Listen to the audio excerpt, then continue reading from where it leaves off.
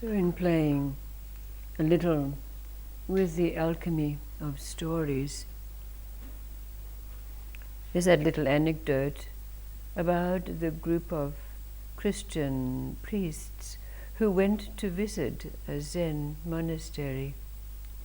And in the talk that the Zen master gave to those who were gathered, he exhorted them to remember to keep the precepts and maintain mindfulness. But after he'd finished his dissertation, the head priest said to the Zen master, "Oh, master, in our practices it's a little different. We pray to God and beseeching Him to bring blessings and forgiveness and all else to mankind." And the Zen priest responded, "In our tradition, it's a little different. We believe that God has already done the work."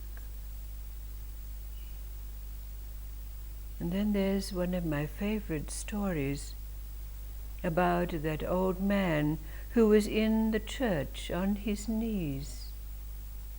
And the priest who was officiating in attendance at the church noticed that he was there for a very prolonged period. But after the old man arose from his knees, the priest went over to him and said, "My son, you spent a lot of time praying to God. Would you tell me what it was that you were asking?" The old man said, "Oh, I wasn't asking anything. I was listening." "Oh," said the priest, "well, tell me, what was it that God was saying to you?" The old man said, "Oh, God wasn't saying anything. He was listening also."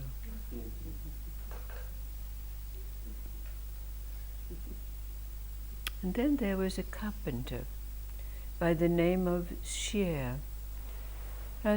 Carpenter Shear had accepted a job in a far distant place. So in the company with his apprentice, he set out overland. But in their travels, they came to a great oak tree, a magnificent tree.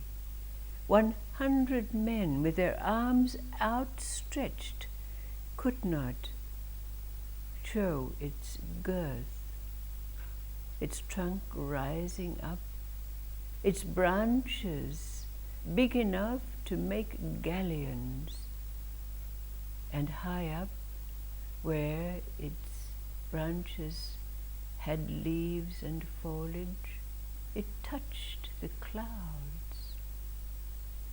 Many people came to this tree, treating it as a shrine, believing it was a receptacle of the spirits of the land and life.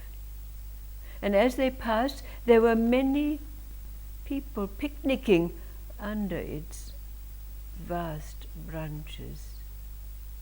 But Carpenter Shear passed the tree without giving it a glance, while his apprentice tarried behind, wondering at the magnificence of this oak tree. Well, when the apprentice finally caught up with his master, he said, "Master, Master, in all the years since I took up my axe and followed you, I have never seen you ignore a specimen like this." "Be quiet," said the master carpenter. "That tree is useless. useless. If you chopped it to make furniture, the furniture would rot. If you made it into boats, the boats would sink. If you burned it for firewood, it would not burn. That tree is useless. So they went on their way and completed their business in that far-off place. But when they were coming back, as they neared the tree, and they'd settled somewhere for the night, the tree came to carpenter's ear in a dream. And in his dream, the tree said to carpenter's ear, "By what do you judge me? Are you judging me like those trees that bear fruit, like pears and apples, melons, and the like, that have their fruit plundered and are cut down before their due time? Do you judge me in accordance with those trees that are said to be useful? I have spent many decades, lifetimes, becoming useless. That is why I have lived such a long time. Uselessness takes much time to achieve." The next morning, the carpenter's shear related his dream to his apprentice.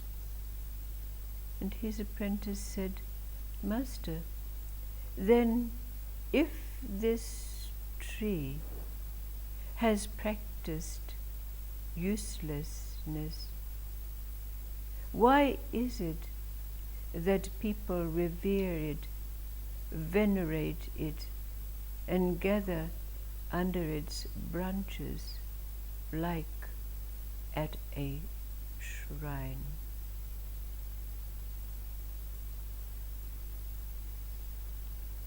Tell me, what was the answer that carpenter shear gave to his apprentice? What is the answer that you would give if such a question were posed to you in this place where you're at now? And people do ask the question, what do you do? What is your goal? What is your purpose?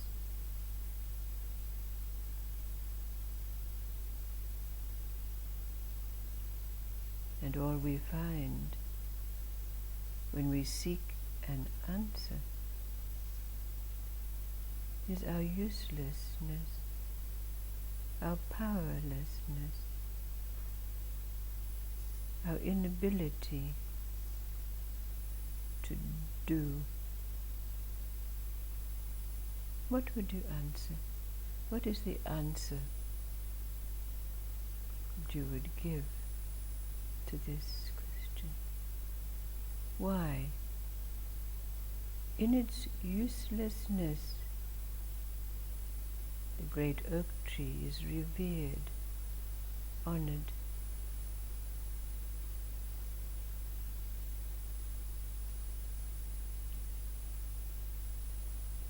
What are you finding in your life now? Because the oak tree is not trying to do anything. It's still. People can see that and so they go. Yes. They need to. Yes. It's a useless.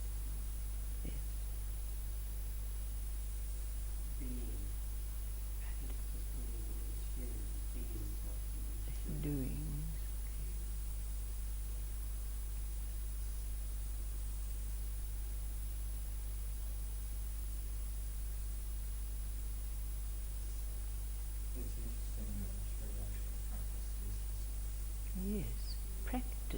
Uselessness.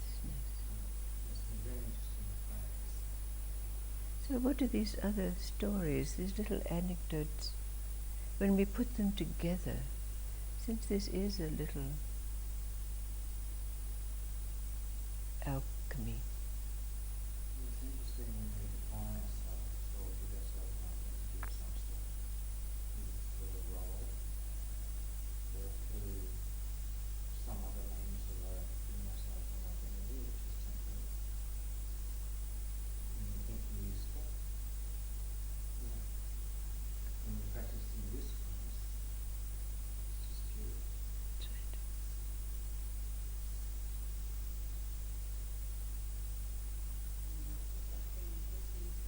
Yes, the tree was listening